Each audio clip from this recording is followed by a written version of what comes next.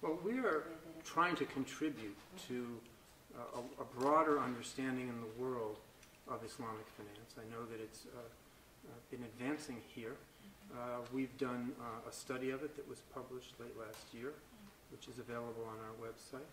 We are having a conference in April when all of the ministers and governors come to Washington for our spring meetings. And there'll be a number of expert speakers there, including from this region.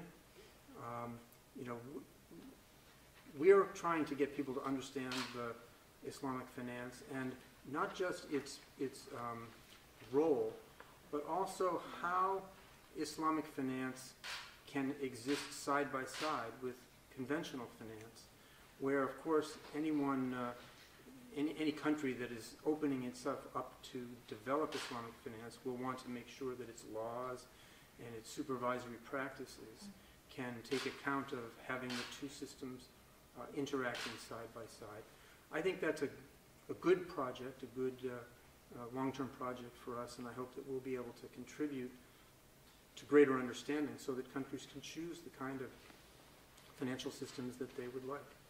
With the ASEAN integration, how the advanced economies view, is it an opportunity or threat for the advanced economies? Yeah. I can't tell you how they view it. I think they should view it as an opportunity. My view is that with integration in ASEAN, with openness and integration more generally across emerging market countries, it's more likely that emerging market economies' growth trajectories will be steeper, that they will grow faster, and that some developing countries will become tomorrow's emerging market economies. And the sum total of that process has the potential that ASEAN, that more generally the emerging market world, can become the engine of growth for the global economy. It's been, emerging market economies have been an engine of growth, but with advanced economies potentially growing at lower rates in the future, that are really a source, an important source of growth can be the acceleration of growth in emerging market countries and more countries joining the ranks of the emerging group. So I think that's since those economies will be important places for advanced economies to invest, to export.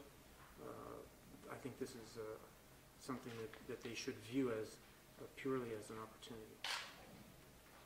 Yeah, Mr. We understand that the fundamentals of the Malaysian economy is strong and with the policies and stuff like that. But the thing is not really reflected in the ringgit. Maybe you could comment on that. I think the currency levels go up and down with the state of an economy and the state of the global economy that you're interacting with. And so there are moments where it's appropriate for a currency to be stronger and to be weaker.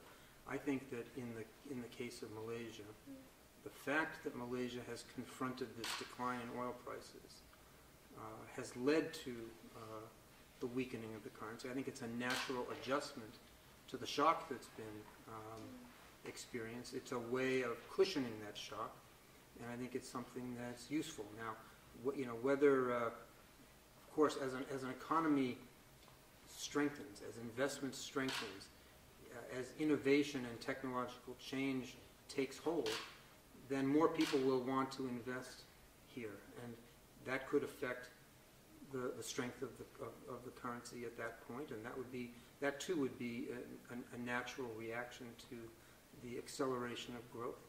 That would be something that would be fine, and the country should aspire to.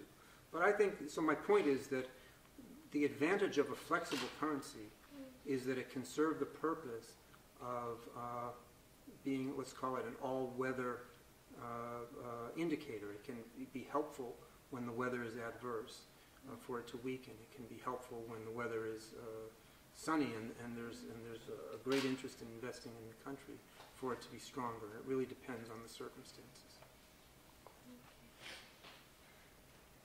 On the linkages we have with the advanced economies, all the countries, G3 countries, and the divergent policies, I think this question was put to you last night too. How would it impact the policymakers in this region in this coming months with expectation of that and all? I think the The fact that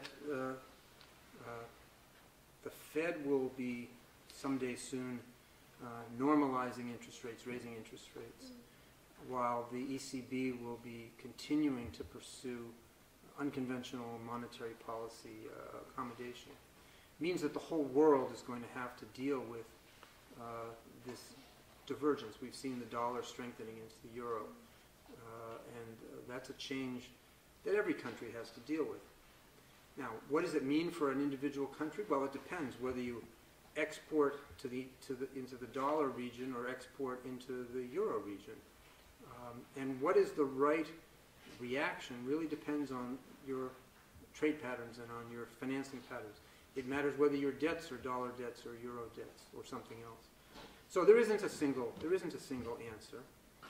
I think the unfortunate fact is that some countries will be adversely affected if you have dollar debt, if you tend more to import from the United States and export to Europe.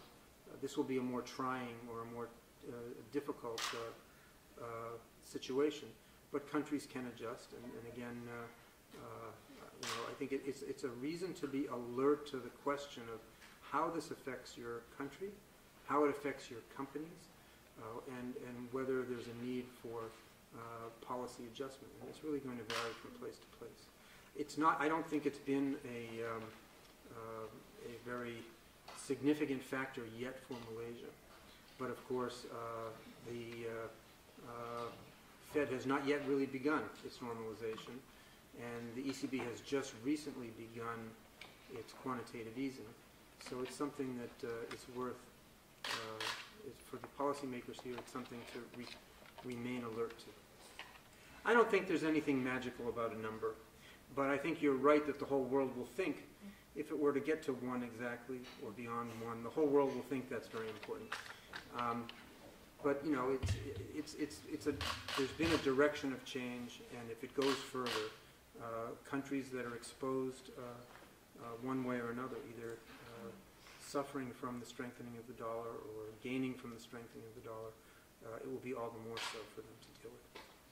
Well, we're in the process of trying to change our governance, but the approval process for the reforms that were designed in 2010 are stuck because the United States Congress has not yet approved them. So if that comes into effect, then new voting shares would come into effect, and Asian voting shares, some emerging market and developing countries' shares would be higher accordingly. We also intend to begin a new round of governance changes, which we hope to get onto later this year. Thank you very much. Thank you.